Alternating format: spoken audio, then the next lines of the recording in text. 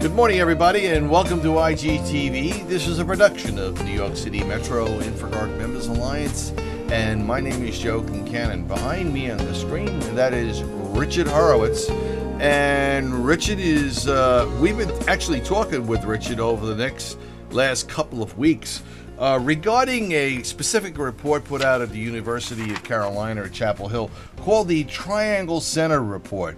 And this is all about terrorism, domestic terrorism, and the Triangle Center Report certainly has produced some interesting things. Rich, we've kind of taken this report over the coals here and kind of talked about it in some depth. What do you see coming out? What's on your radar screen in the future? What should we be talking about? I think we need to be talking about what the nature of the threat we're facing is. In other words, who's behind it? Why are they doing what they're doing? What are they trying to do? What has law enforcement and government agencies and the military done to thwart these attacks? How safe are we? I think those are very important issues that the industry should, of course, be aware of, including developments that take place in the course of the week. In the prior segments, we spoke about 3 attacks that were thwarted. They could have blown up a device in the Capitol.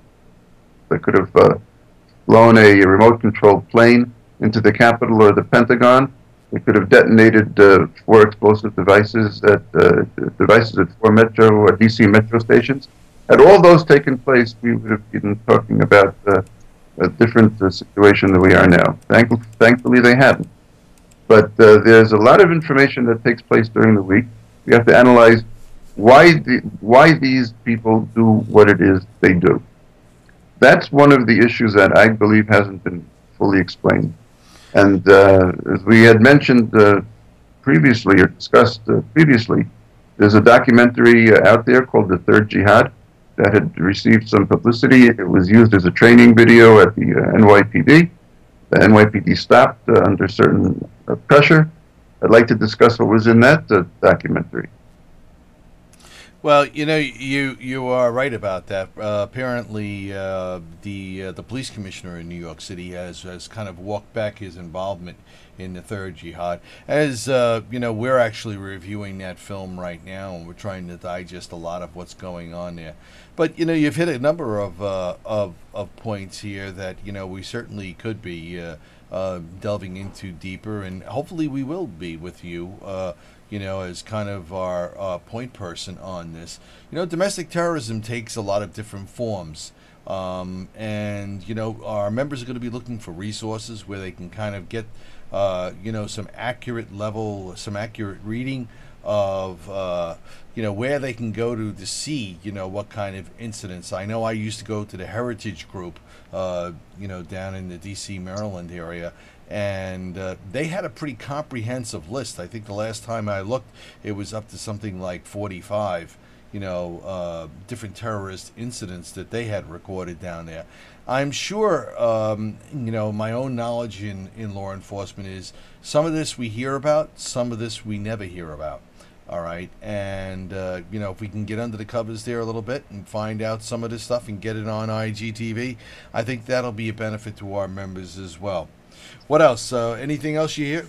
Yeah, actually, you mentioned an interesting point. The resources that are out there. We should discuss how members of InfraGard could actually stay abreast of what's taking place. There are databases and websites and RSS feeds and plenty of information. We can discuss that. Regarding the Third Jihad, I'd like to make one, I think to me, is a simple point.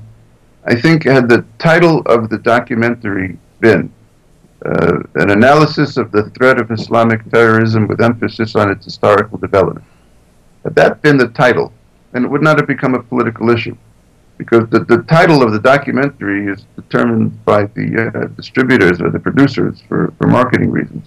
Yeah. But it was really a scholarly piece, and had it had a scholarly title, which would not have sold in the market, and I don't think it would have been so political.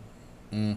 Well, all these things in New York City become very political. We live in a cauldron of political interests here in New York, and I'm sure P.C. Kelly realized that right away.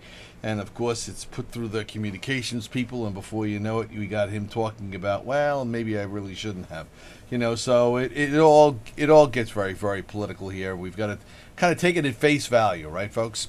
And the InfraGard members are kind of all, they're all screwed in on that. They understand what's going on. All right. And hopefully, we'll put that out there, and a lot of our members and our board members and things like that can learn from it as well. Well, Richard Horowitz, thank you very much. And we've got some food for thought here as we move forward and build this InfraGard segment on domestic terrorism. Thank you very much, sir. Thank you. All right. We'll see you moving forward. Bye now. Thank you.